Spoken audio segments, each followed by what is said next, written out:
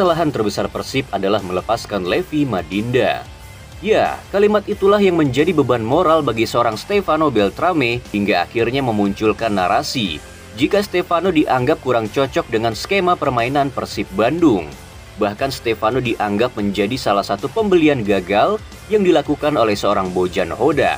Bagaimana tidak, playmaker Italia ini dianggap gagal dalam menggantikan peran vital seorang Madinda. Narasi itu tentu saja tak bisa muncul dengan sendirinya. Bayangkan saja, dalam 5 pertandingan terakhir Persib, tak sekalipun tim Maung Bandung meraih poin yang sempurna. Yang mana dalam 5 pertandingan itu, nama Stefano lah yang menjadi tulang punggung Persib dalam membangun sebuah serangan. Namun di Stadion Sijalak Harupat, anggapan negatif tentang Stefano Beltrame seketika menjadi hening. Stadion ini tampaknya benar-benar tak mengizinkan untuk seorang talenta Italia diremehkan kembali. Lihat saja trupas pemain ini benar-benar seperti mampu menjawab. Inilah alasannya Hodak masih terus mempercayakan posisi itu untuk seorang Beltrame.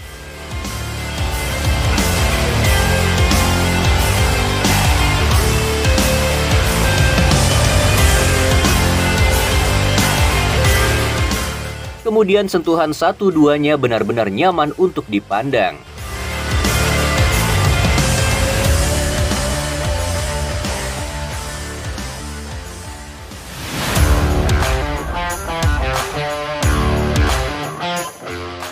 Gol bunuh diri yang dilesatkan oleh pemain PSIS adalah hasil pantulan dari tendangannya. Dedi. Oh, baik sekali Dedi.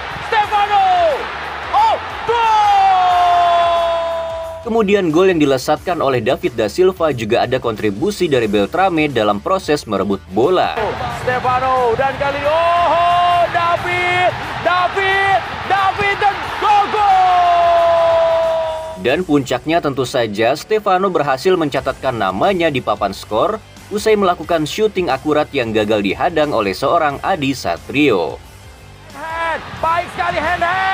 Oh, sukar dipercaya pemirsa. Ya, penampilan impresif itu bukan dicatatkan oleh Beltrame melawan tim papan tengah apalagi tim papan bawah, melainkan melawan tim biru dari Jawa Tengah. Tim yang musim ini tampil begitu konsisten hingga sukses berada di posisi kedua klasemen sementara Liga 1. Yang mana tim Mahesa Jenar ini memang menjadi angker di musim ini. PSIS menjadi salah satu tim yang punya gaya main modern. Bahkan sempat dipuji gaya mainnya mirip Brighton di Liga Inggris. Tapi melawan tim setangguh PSIS, Beltrame justru tampil menggila. Tak hanya menghidupkan lini serang, tapi juga terlibat langsung dari 3 gol Persib. Yang 3 gol itu pula lah yang mengantarkan Persib berhasil menggeser PSIS Semarang dari posisi 2 klasemen sementara.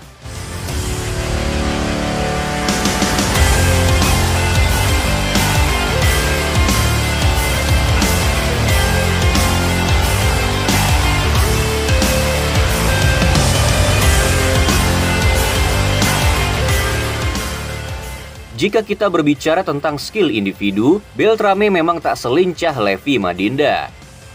Liukan Madinda yang membuat lawan patah pinggang tampaknya tak mampu untuk diikuti oleh seorang Beltrame. Gaya main Beltrame berbeda. Ia lebih mengedepankan visi bermain, yang mana visi bermain itu ditopang dengan akurat umpan serta kejeniusan dalam membaca alur permainan.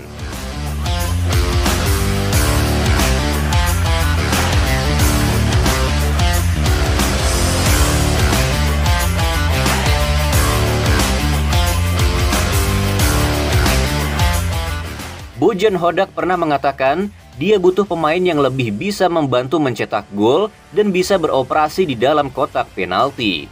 Maka lihat saja saat gol pertama Beltrame ke gawang Persis Solo, ia kerap kali mencoba berada dalam kotak penalti hingga akhirnya ia mampu menjadi pemain yang membantu untuk mencetak sebuah gol. David da Silva coba lewati Alfat, angkat bola dan gol! Kemudian gol kedua yang ia lesatkan ke gawang PSIS malam tadi. Instingnya untuk tak jauh dari kotak penalti akhirnya berbuah manis. Insting dan posisi Beltrame benar-benar bagus, yang mana ia berhasil memanfaatkan bola rebound dari Hen-Hen Herdiana kala itu. Jika dibandingkan dengan Madinda, tentu peran Beltrame jauh berbeda. Madinda lebih cenderung bermain di area tengah dan tak terlalu jauh maju ke depan, yang tujuannya tentu saja untuk lebih optimal dalam memberikan umpan ke rekan setimnya, bukan menjadi target man untuk menerima umpan. Maka jangan heran saat Beltrame diturunkan, jarang sekali kita melihat Mark Klok maju ke depan. Namun saat bermain bersama Madinda, Mark Klok lah yang kerap kali melakukan overlap ke depan. Karena tak ada pemain yang berperan seperti Beltrame saat itu, yaitu playmaker yang bisa jadi opsi target man, serta sering melakukan pergerakan dalam kotak penalti.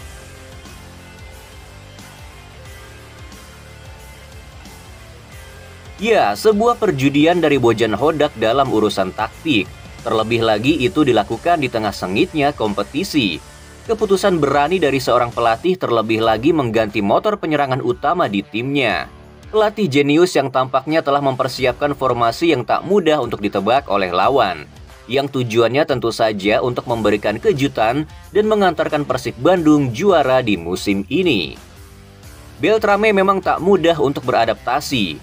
Ia mirip dengan kasus seorang Alberto yang menuai banyak kesulitan di awal, yaitu untuk beradaptasi di Persib, terutama dengan gaya main tim-tim yang ada di Liga 1. Dan apakah pertandingan melawan PSIS Semarang merupakan titik awal dari meledaknya penampilan seorang pemain bernama Stefano Beltrame? Biarkan waktu yang menjawabnya. Jadi begini, siapa yang tak kecewa jika tim yang begitu dirindukan dan jadi salah satu kandidat kuat juara musim ini ternyata harus terseok-seok di putaran kedua. Kemudian saat para supporter Persib memberikan tekanan, lalu mereka dianggap sebagai supporter yang tak mau menerima kekalahan, padahal yang terjadi para supporter bukan tak mau menerima kekalahan. Hanya saja tak mau membiarkan Persib terlena dalam keterpurukan. Dan itulah yang mendasari kami membuat sebuah pesan. Inginnya supporter sederhana, bermainlah seperti pahlawan yang haus akan kemenangan, bukan bermain seperti aktor layar lebar yang haus akan pujian. Karena jikalau harus kalah, namun terpancar semangat juang yang tak kenal lelah, yaitu ada kemauan untuk menolak menyerah. Walaupun tak menang, supporter akan berdiri tegak dan memberikan respect untuk perjuangan para pemain.